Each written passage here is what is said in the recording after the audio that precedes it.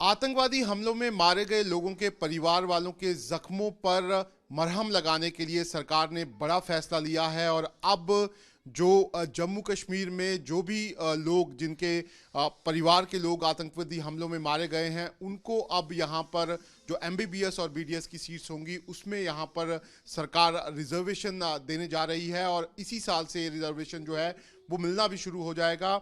हमारे साथ बात करने के लिए कश्मीरी पंडित राहुल भट्ट, जिनकी हत्या हुई थी कुछ समय पहले, उनके पिता हैं, उनसे बात करते हैं। सर, मुझे बताइए कि जिस तरीके से ये फैसला सरकार की तरफ से लिया गया है, क्या पहले तो इस फैसले को कैसे देखते हैं? सर, ये बहुत अच्छा फैसला है।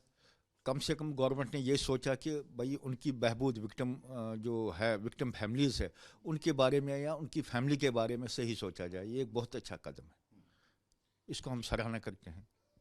मैं अगर बात करूं राहुल भट्ट जी की, अगर राहुल भट्ट जी की बेटी है 7 साल की, अभी वो स्कूल जा रही है, कई सपने उन्होंने देखे होंगे, क्या सपने उन्होंने देखे थे और आपको लगता है कि ये एक स्टेप जो है उस सपने तक पहुंच सकता है?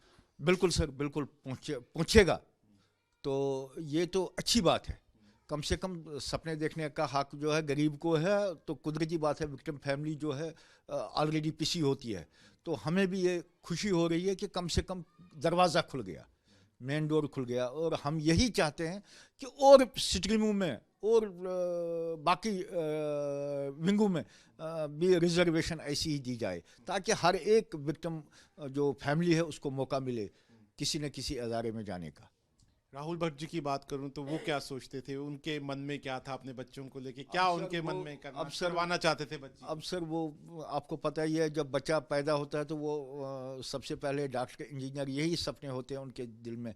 माँ बाप के दिल में यही होते हैं, उसके दिल में भी यही एक सपना था, ऊपर वाला करे वो सही हो जाए। अब चलो वो चले गए, तो अब ऊपर वाला करे कि वो सही हो जाए, और इस फैसले से एक रास्ता खुल गया। और अगर मैं बात करूं, क्योंकि 30 सालों से देख रहे हैं हम, लगातार कई लोग आतंकवादी घटनाओं के विक्टिम बने हैं और लेकिन काफ़ी मुश्किलें उनको झेलनी पड़ी हैं इस दौरान। एक बड़ा फैसला आप इसे मानते हैं कि अब उन लोगों को, खासकर जो आतंकवाद से यहाँ पर पीड़ित होते हैं, उनको मदद मिलेगी इससे? ज़रूर सर, ज़रूर मदद मिलेगी, क्योंकि हमें पता है, हमने 90 का दौर भी देखा है, ये भी देखा है। ये वाकई एक अच्छा फैसला है, क्योंकि किसी जो विक्टिम फैमिली है उसको कोई मदद मिल जाए, बहुत अच्छी बात है। क्या क्या आपको लगता है कि गवर्नमेंट को, खास तौर पर जो कश्मीरी पंडित समाज है जो इस तरह से लगातार विक्टिम हो रहा है, क्या क्या और कितना और आगे गवर्नमेंट को बढ़ना चाहिए, क्या क्या चीज़ें होनी चाहिए कश्मीरी? मैं बोल रहा हूँ, सबसे पहले जनाब तालीम के बारे में मैं बोलूँगा, इंस्टीट्यूट्स में रिजर्वेशन कहीं ना कहीं और भी दी जाए। हम तो बाकी कुछ नहीं मांग रहे इतना, लेकिन कम से कम विक्टिम फैमिली को किसी जगह रहने के लिए जगह, और ये अदारों में, मतलब सिविल जो बाकी विंग्स है उनमें भी इनको रिजर्वेशन दी जाए, ताकि हर एक बच्चा जो विक्टिम ज़्यादा है उनको मिल जाएगी ये रिजर्वेशन। और इस फैसले से कितना कॉन्फिडेंस बढ़ेगा, अगर मैं बात करूं सभी का और खास तौर पर कश्मीरी? सर, एक दरवाज़ा खुल गया तो कुदरती बात है, उम्मीद तो बढ़ेगी ही बढ़ेगी। इससे बहुत कॉन्फिडेंस मिल जाएगा एक बच्चे को भी, और कुदरती बात है माँ बाप को भी, बाप को भी, माँ को भी मिलेगी। बहुत इसके लिए बहुत ये क्या बोलते हैं, एक खुशायद बात है।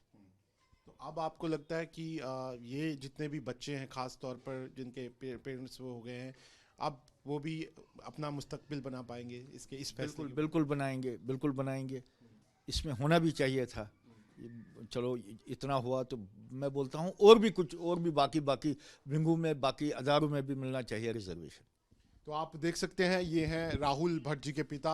राहुल भट्ट जी को आतंकवादियों ने कुछ समय पहले यहाँ पर अपनी गोली का शिकार बनाया था, लेकिन आज जिस तरीके से यहाँ पर सरकार सामने आई है और ये रिजर्वेशन जो है वो दिया जा रहा है, उससे वो खुश हैं और उनका मानना है कि सरकार को एक कदम और आगे बढ़ना चाहिए और कई कदम जो हैं वो यहाँ पर उन समाज के लोगों के लिए उठाने चाहिए जो लगातार आतंकवाद का शिकार हो रहे हैं। वीडियो जर्नलिस्ट एजाज अहमद के साथ शाहनवाज खान, न्यूज़ नेशन, जम्मू।